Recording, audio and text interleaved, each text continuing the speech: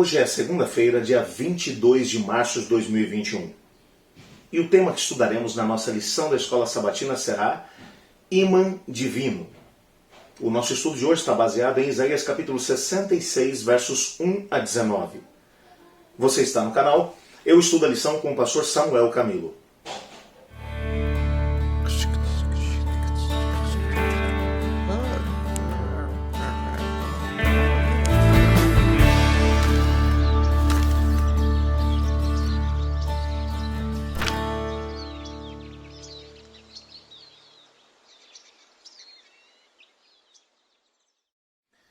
Nessa parte do livro de Isaías, logo depois de haver a promessa de que Deus criaria um novo céu e uma nova terra nos quais habitaria a justiça, e todas as promessas que vimos na lição de ontem, o Senhor Deus vai fazer uma outra promessa. Está embutido aqui nesse assunto o assunto do juízo de Deus também.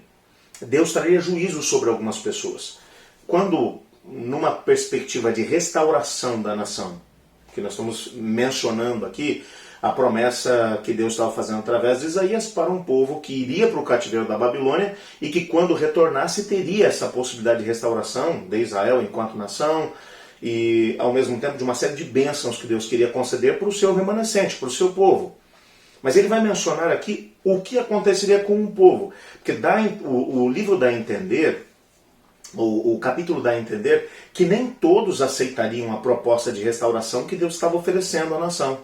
Então aqui, logo no primeiro parágrafo da lição, o texto vai dizer assim, olha, que o Messias, ele salvaria e restauraria os humildes, aqueles que tremiam diante da palavra de Deus. Isaías 66, versos 2 a 5, ou seja, aqueles que valorizaram a palavra profética, aqueles que entenderam a revelação que Deus havia dado, para que eles pudessem aprender com os erros das gerações anteriores. Esses seriam salvos e passariam por um processo de restauração.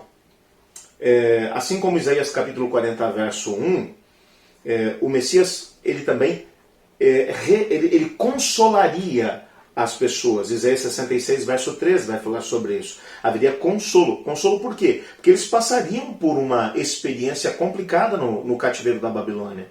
Perderiam a sua terra, o templo seria destruído, todo o processo de sofrimento que eles passariam, para que através desse sofrimento eles fossem purificados enquanto nação, haveria necessidade de um consolo, e esse consolo viria. O texto ainda continua, mas destruiria os que se rebelassem contra ele. Quando você fala sobre destruição daqueles que se rebelassem, um pensamento inicial que já viria ao coração da maior parte dos leitores do Isaías seria pensar, aquelas nações que foram contra a gente, talvez a própria Babilônia, as nações vizinhas, amonitas, moabitas, os filisteus, esses que têm feito difícil a nossa vida, é contra esse povo. A própria Assíria, ou Síria, Israel, o Reino do Norte, que nessa altura é o que está acontecendo, enquanto ele está escrevendo aqui esse texto, são as nações que estão incomodando Israel, o reino de Judá. Mas olha aqui a ideia. De quem é que Deus está falando? Esses seriam os inimigos do povo de Deus. Olha o que o texto vai dizer. Esses inimigos seriam, na verdade, os que ofereciam rituais hipócritas, cujos sacrifícios ele rejeitava. Isaías 66, versos 3 e 4. Ou seja, ele está falando dos religiosos. Os que ofereciam sacrifícios, iam até o templo às 9 da manhã ou às 3 da tarde, na hora do sacrifício, mas que eram hipócritas, que não entendiam aquilo que era a vontade de Deus, não viviam os seus princípios. Mais do que isso. Aqueles que odiavam e rejeitavam os seus fiéis. Isaías 66, verso 5. Aqueles que, assim como o próprio Isaías foi perseguido, e algum tempo mais tarde, outros profetas, como o próprio Jeremias, que acabou sendo lançado numa cisterna ainda cheia de lama no fundo. Por quê? Porque falou a verdade de Deus. Esses indivíduos que perseguiam os fiéis do Senhor. Bem como aqueles que praticavam abominações pagãs. Isaías 66, verso 17. E aqueles que praticavam ações pagãs, inclusive dentro do próprio templo.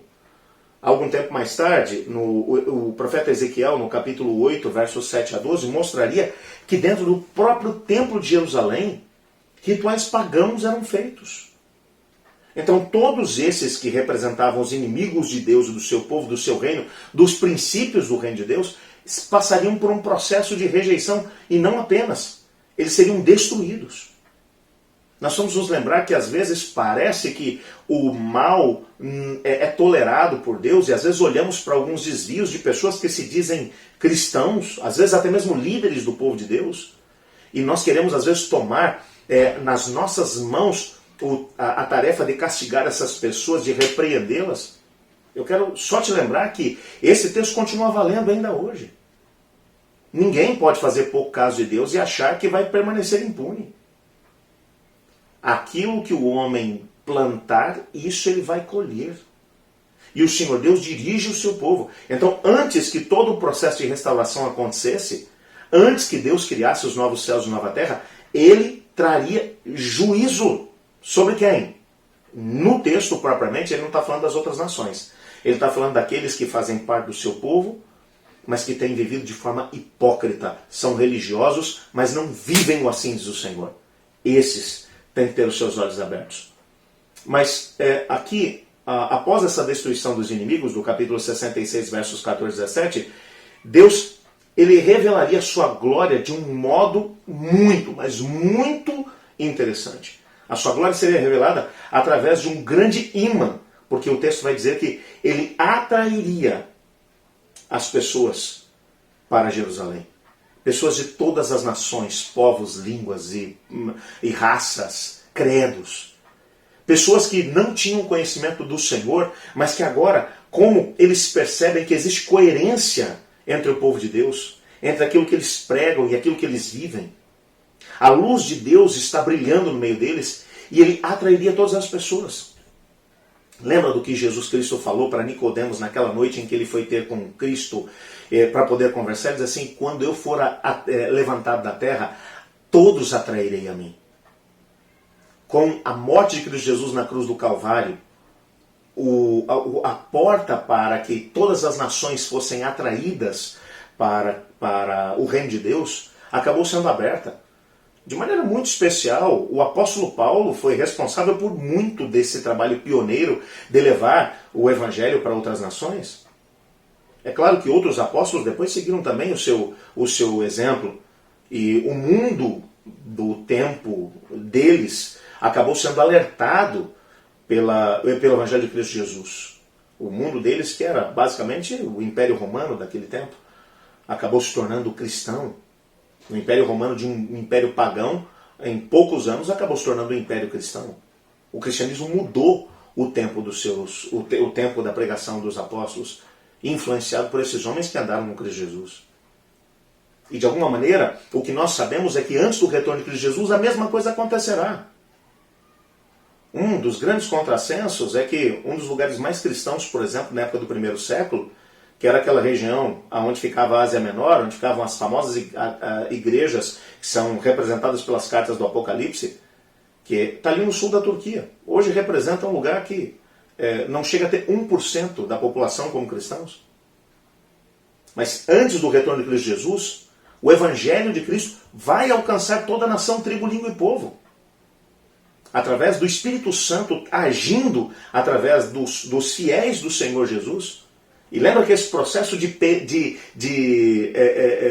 afastamento desses que são hipócritas vai acontecer antes do retorno de Jesus.